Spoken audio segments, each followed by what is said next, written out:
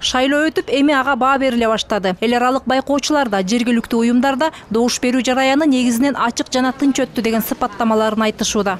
Башка шайлоолордо биз дайыма ошо жанагы карусель, бир шайлоочуларны отургузуп алып, көп шайлоо участкаларды кыдырып жүргөнүн биз баарыбыз тең күбө болгонбуз. Ошондуктан азыркы шайлоодо бул ошо эң чоң айырмасы биометрикадан түзүлгөн шайлоочулардын тизмеси ошо бир шайлоочуга бир добуш бергенге ошондой шарт түзүп берди.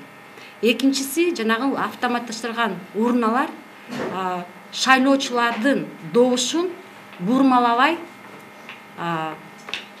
чын анан так санап бергенге дагы жол түзүп берди. Бирок ошол эле учурда айрым мүчүлүштүктөр да болбой койгон жок. Алсак айрым шайлоочулар өздөрүн тизмеден таппай жатышты.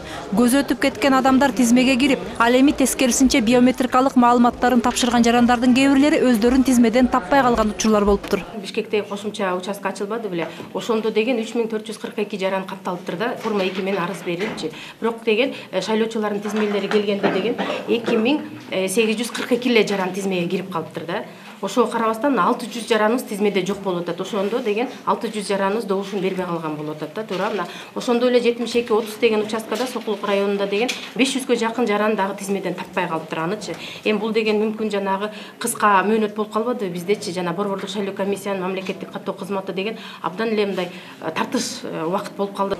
Бул көйгөйлөрдү тез арада чечүүгө да мүмкүн болбой жатты. Себеби бул боюнча туруктуу механизм иштелип чыккан эмес. Ошондой эле добуш берүү тилкелери эртең мененки саат 8-де ачылат деп убада кылынганына карабай, айрым аймактарда түшкө чейин процесс башталган жок. Себеби техниканы иштетүүгө жетиштүү адистер даярдалган эмес.